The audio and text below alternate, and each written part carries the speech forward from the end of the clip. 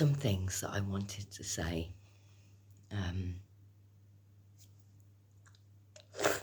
My mum gave birth to 10 children. I won't go into some other things, but she would have had a few more, 4 more. 10 children.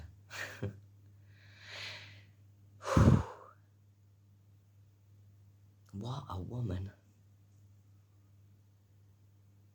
I mean, I'm not advocating that for women. That's not what I'm advocating. I'm just saying, what a woman.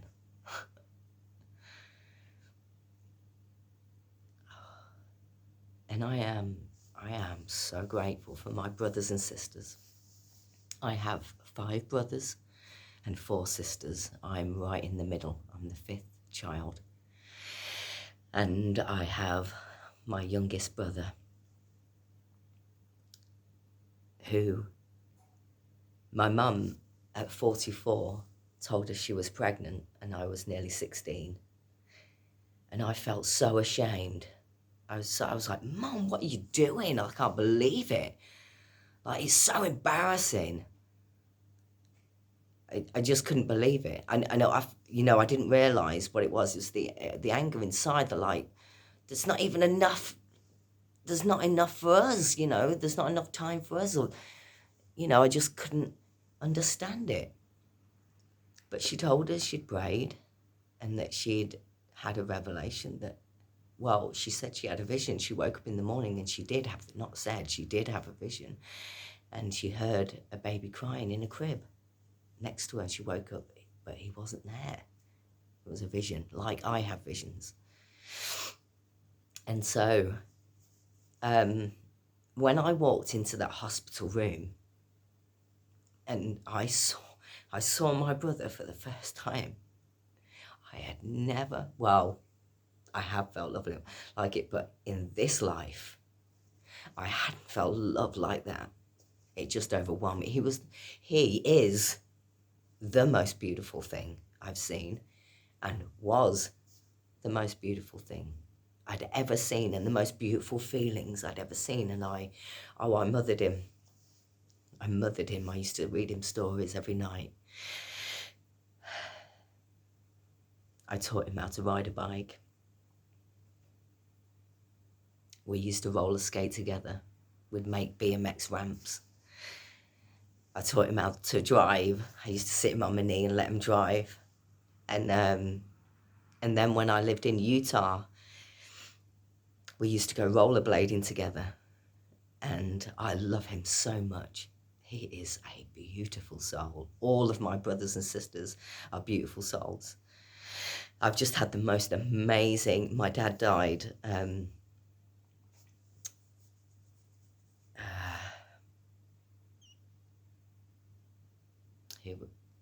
yes, he died, and he is alive. I'll say that again. He died, but he is alive. More alive now than ever. I had the most amazing and beautiful experience with him today. It was so healing. And he is so happy. Yeah. I've been through a lot with my parents and my family.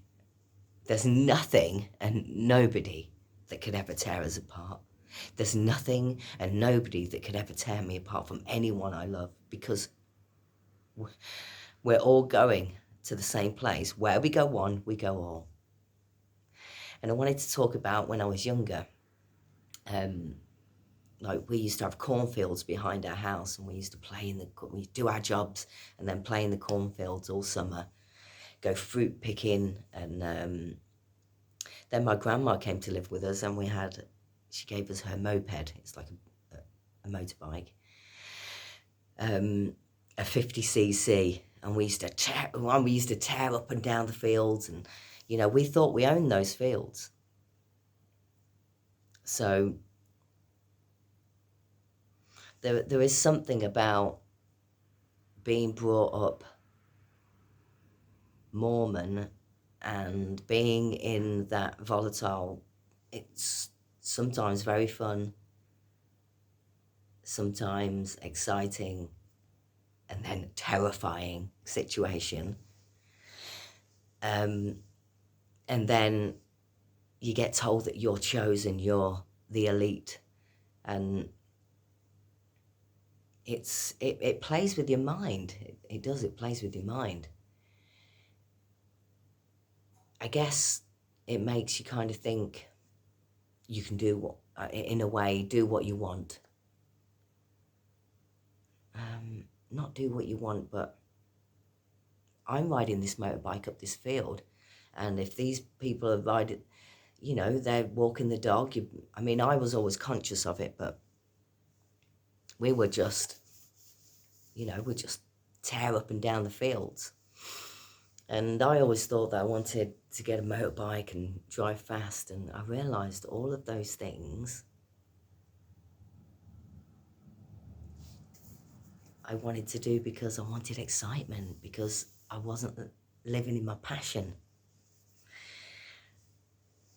Because I wouldn't do that now, would I? I wouldn't tear up and down the fields now on a motorbike and not, you know, care what anyone else thought.